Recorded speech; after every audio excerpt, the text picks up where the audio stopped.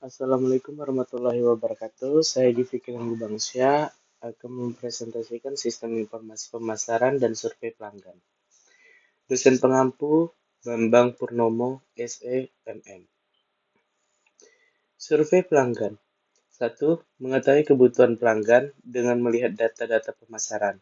Perusahaan akan mudah mengetahui barang dan jasa yang diinginkan dan disukai pelanggan. Yang kedua, mengetahui perencanaan yang efektif. Sistem informasi pemasaran akan menghasilkan sejumlah informasi yang dapat digunakan dalam membuat perencanaan yang efektif dan efisien.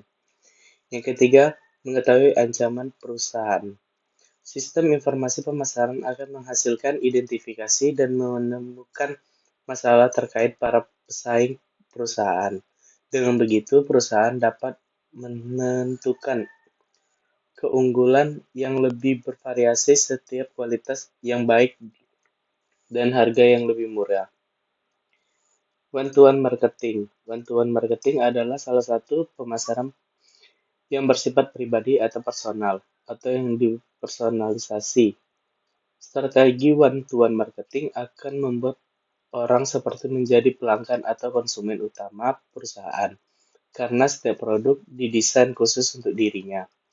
Bantuan marketing adalah salah satu model pemasaran yang bersifat pribadi atau personal, atau pemasaran yang personalisasi atau personal marketing. Strategi bantuan marketing akan membuat orang seperti menjadi pelanggan atau konsumen utama perusahaan karena setiap produk didesain khusus untuk dirinya.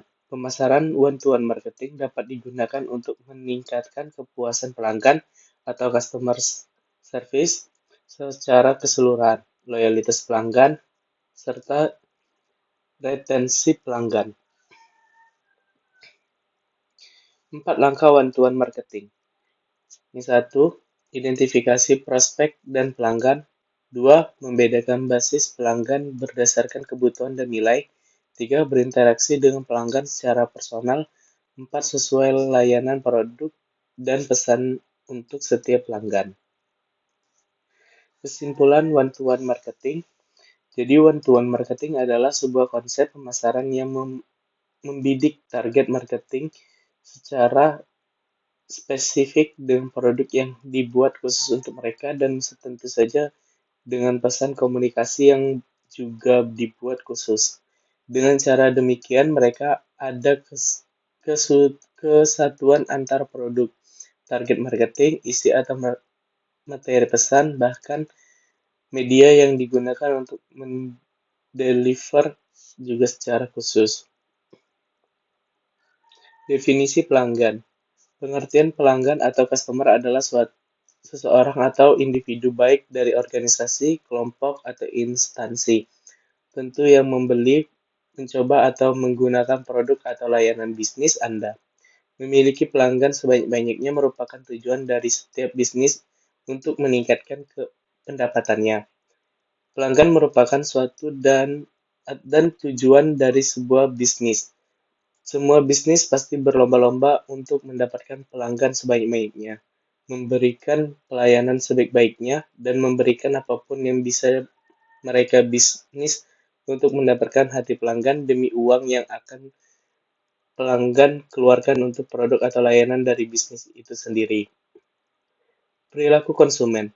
Pengertian perilaku konsumen menurut Kotler dan Killer.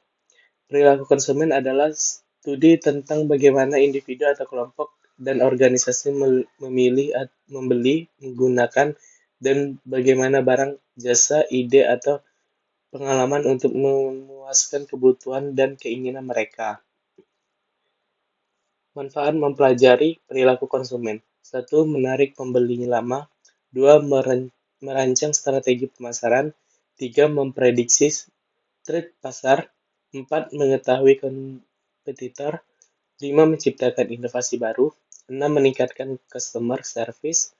7. Meningkatkan customer loyalty dan customer satisfaction.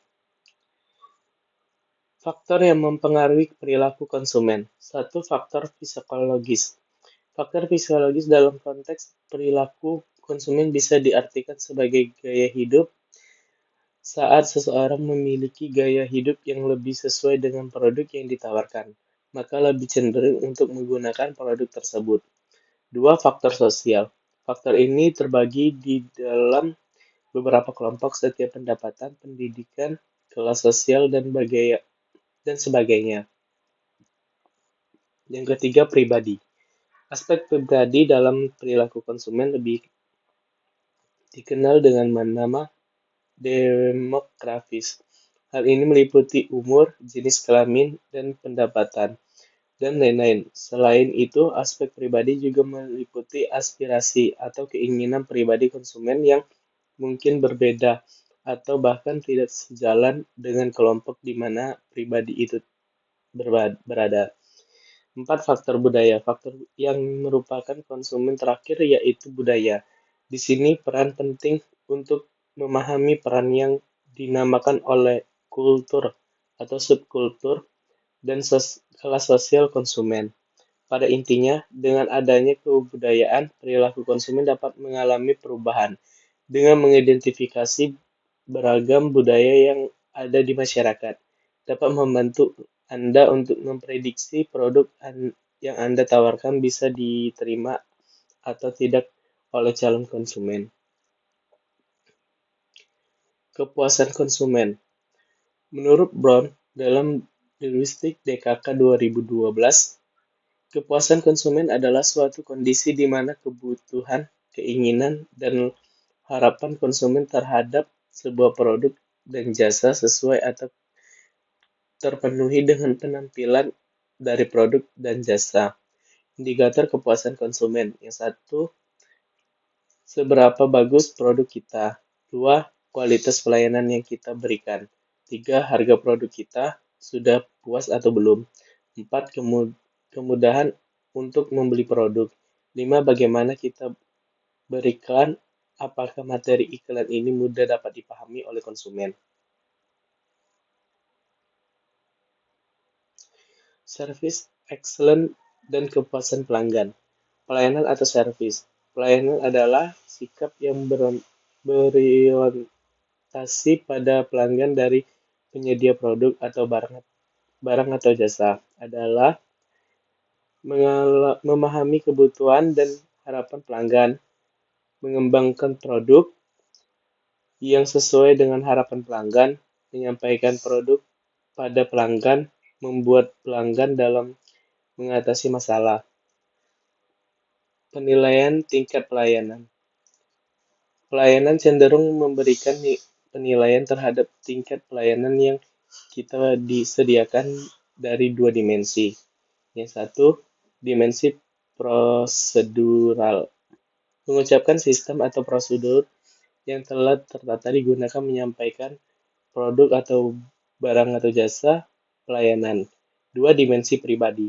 Bagaimana penyedia pelayanan atau menggunakan sikap, perilaku, dan kemampuan lisan berinteraksi dengan pelanggan. Dimensi mutu pelayanan. Satu, tablickless atau yang teramati. Dua, reliability atau keandalan. Tiga, responsiveness atau ketanggapan. Empat, competence atau kemampuan. Lima, courteous atau sopan santun. Enam, credibility atau derajat kepercayaan dan kejujuran. Tujuh, security atau rasa aman. 8, accessibility atau kemudahan. 9, communication atau komunikasi. 10, understanding atau pengertian. 4 alasan mengapa pelayanan prima atau service excellent itu penting. 1, pelayanan adalah tempat berkumpulnya uang. 2, persaing semakin tajam. 3, pemahaman yang semakin baik terhadap pelanggan. 4, pelayanan penggunaan prima memiliki makna ekonomi. Kepuasan pelanggan adalah respons emosional yang menyenangkan pelanggan berdasarkan penilaiannya terhadap apa yang telah diterima atau rasa dibandingkan harapannya. atau pengalamannya terdahulu terhadap suatu produk maupun jasa atau pelayanan di suatu perusahaan atau organisasi. Complaint handling. Pada dasarnya, komplain menjadi hal yang tidak jarang dilakukan oleh nasabah yang telah memakai produk atau menggunakan jasa yang dikeluarkan oleh sebuah perusahaan. Proses penerimaan segala keluhan yang diberikan oleh nasabah ini sudah seharusnya diterima dan kemudian menjadi bahan untuk memperbaiki diri. Fungsi complaint handling membiasakan perusahaan untuk melakukan penanganan complaint handling yang efektif dapat memberikan beberapa fungsi penting, misalnya, yaitu seperti yang tertulis berikut ini. Yang satu, karyawan bisa bekerja dengan lebih baik lagi. Yang kedua, perusahaan menjadi lebih maju. Yang ketiga, ekstensi perusahaan tetap ada. Pentingnya riset pemasaran. Badan Organisasi Dunia American Marketing Association atau AMA menyampaikan definisi riset pemasaran adalah fungsi yang menghubungkan pelanggan atau konsumen atau masyarakat umum dengan pemasar melalui informasi yang digunakan untuk mengidentifikasi masalah maupun peluang perusahaan. Tujuan riset pemasaran. Adapun tujuan riset pemasaran yang lebih spesifik antara lain, 1. Memahami kebutuhan konsumen, 2. Mengidentifikasi peluang pasar, 3. Menggambarkan tren di masa pendatang, 4. Meminimalisir risiko bisnis, 5. Mengurangi risiko kegagalan produk. Tahapan riset pemasaran. Untuk melakukan riset pemasaran, ada beberapa tahap riset pemasaran yang bisa kamu gunakan sebagai acuan, yaitu 1. Merumuskan masalah, 2. Menentukan desain riset, 3. Merancang metode pengumpulan data, 4. Mengambil sampel, 5. Melakukan analisis data, 6. Membuat laporan riset. Sekian dari presentasi, saya ucapkan terima kasih. Assalamualaikum warahmatullahi wabarakatuh.